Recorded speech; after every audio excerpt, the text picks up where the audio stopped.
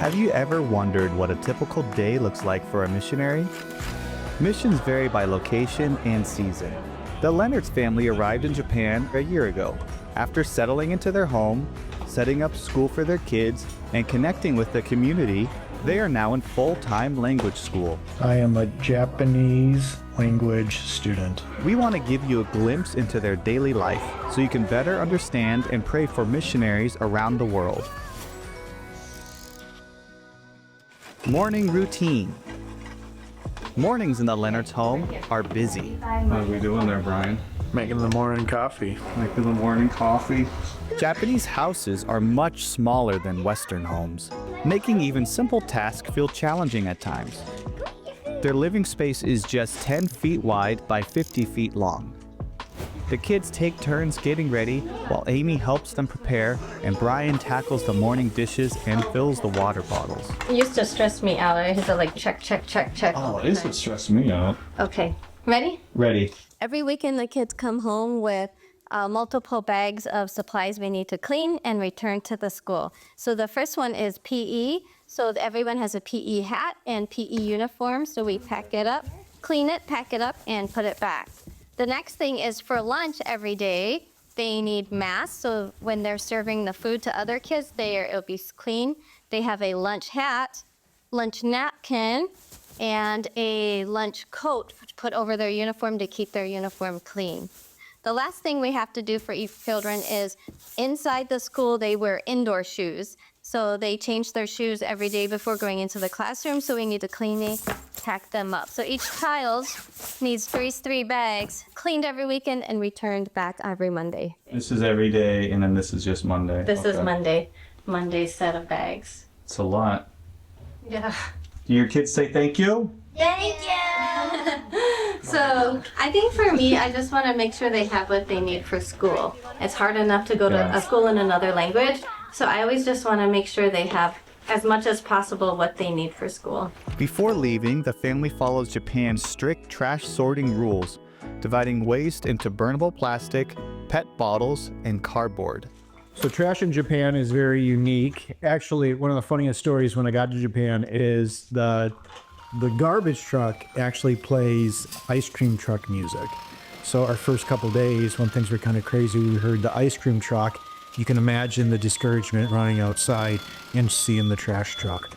But the trash here is a little bit complicated. We actually have 4 different garbage cans for things. So anything like paper, waste products, things that are burnable, go in our waste one. Anything that's plastic, we actually have a plastic cabinet that we put everything in. And then we have something for what's called PET bottles. So it's any of these plastic bottles. They have a little marking on it that helps you understand what's what. That goes here. And then we have any of our cans. Those go in a different one. I don't know if they would know if we mess it up, but we try our best to be good citizens here and to do a good job. Off to school. I just pray that you would bless our day, help the kids. I know Mondays are hard. Help them to have... Ellie, how long does it take for you to go to school each day? It takes about 15 minutes, but it does vary depending about the traffic and everything. Yeah, is it like, are you walking the whole time or do you take a train? What's it like? I just walk. If I took a train, it'd be like a lot farther. What grade are you? How does the grade system work? So in America, I'd be in 7th grade, but in Japan, I'm in 1st grade because the counter kind of resets when I move to middle school. So I'm the 1st grade of middle school. I'm not 6. I can tell you that for free, but... So you're 7th grade, but in Japan it's first grade. So I bet that's fun with your siblings, huh? Yes, my little sister Sayla, she's always like, "Oh, you're in 1st grade. How come I'm not bigger than you? Because I'm in 3rd grade." So she's in 3rd grade, but it's 3rd grade like for grade elementary, school, right? yeah. Oh, I bet you love that. Oh my goodness. My dad used to tease me the first week. He's like, oh, it's 1st grade, Ellie. 1st grade, Ellie. But for everyone else watching in America, it's actually 7th grade. Yeah, but in high school, it did the same thing. So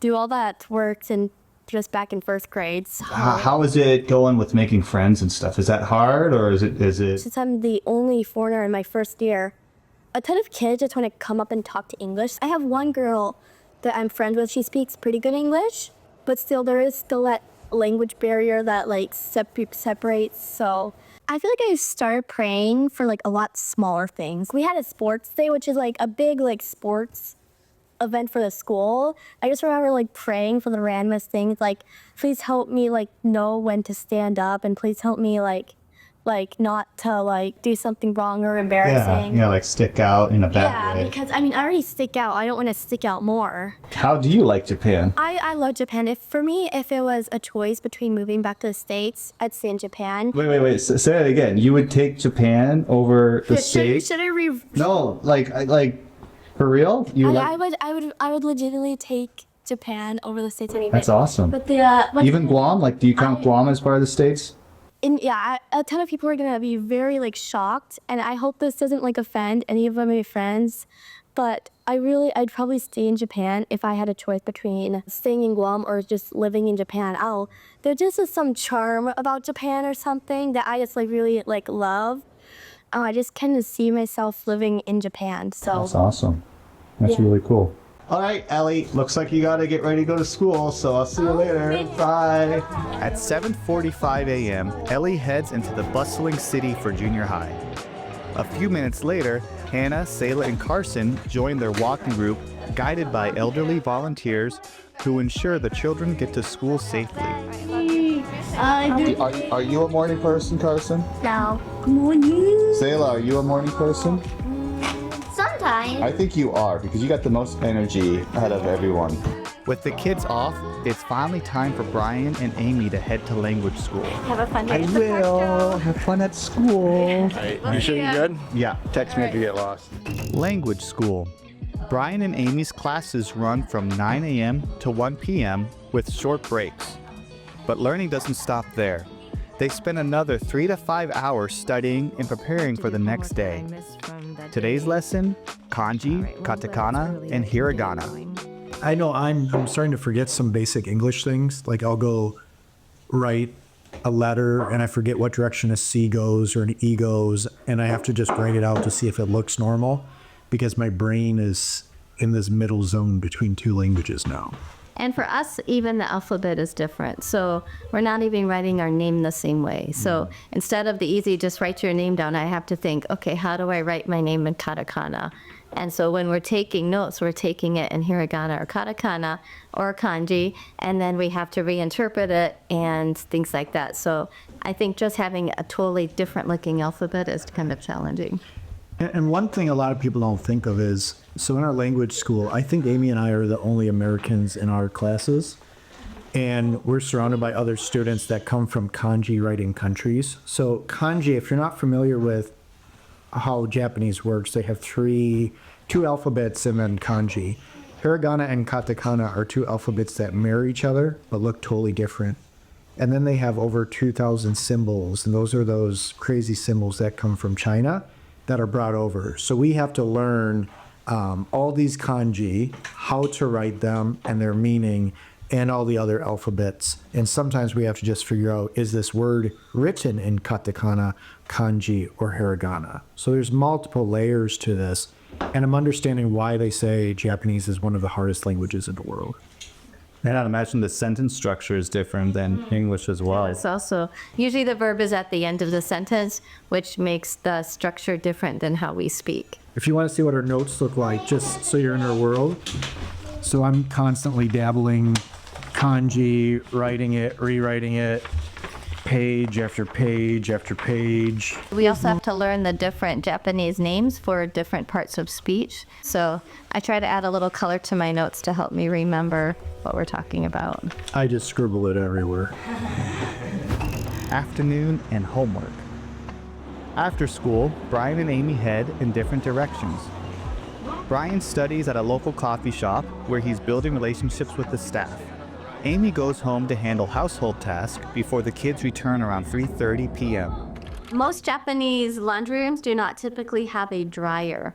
Our machine also dries, but it's kind of weird when it comes out. So this is what our washing machine looks like.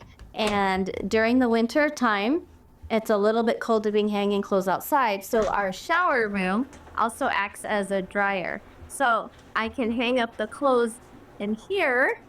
So I press this button here, which turns the heat on, and it turns our shower room into a heated room, which will help dry the clothes. Once home, the kids get about 20 minutes to relax before diving into homework.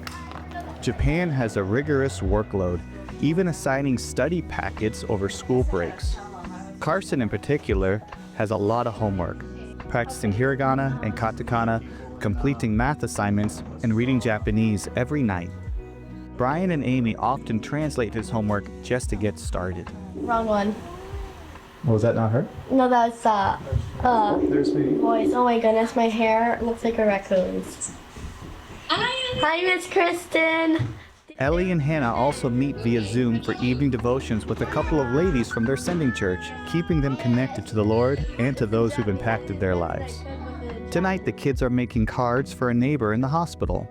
This neighbor has been a huge blessing to the Leonard's family, even helping the kids with their Japanese. They pray he will come to Christ one day. Grocery runs and dinner. Amy makes grocery runs a few times a week, an essential task since Japanese homes have small refrigerators and shopping is often done by bike. Thankfully, they have a couple of stores within a 5-minute ride. Probably enough space. I usually come here like once a week, but because it's on my way home. But there's another one that's a little bigger we go to often. Okay. So. How often do you go to that other one? I don't know, like 3-4 times a week, because you can only carry what you can fit on your bike. Yeah. When in Japan, you gotta change around like all your recipes, I bet. Like your whole, Yeah, so right? Diet in a sense. it's creative, and I'm able to cook most of the stuff that we like. Yeah. And we've added some new things that we found that we enjoy, so we're thankful for that. We kind of find where it has some Western food that the kids like, so we do that too. Hannah, what do you get? What is This it? is dango. It's very good. You can get it every local store in Japan. Mochi? It's mochi, but it has like this sauce. It's like sweet soy sauce on it, and it tastes so good. Oh yeah? Yeah. Thank you very much for getting that for me. All right, we didn't have to bag it ourselves. Master Joe has never had dango. Oh, really? Dango's super yummy. I'm gonna let him try one. Guess how much money this is? How much? 80 cents. Oh, that's not a bad price at all. Bye. Dinner is a family effort, with Amy and Hannah often taking the lead in the kitchen. Thank you that Joe could be with us for this trip. Continue to pray for these videos, that you would use it to draw someone to Japan. Thank you for the food. Just thank you for your goodness and all of it in your name.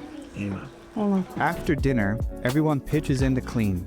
In a small home, things get messy quickly, but cleanup is fast.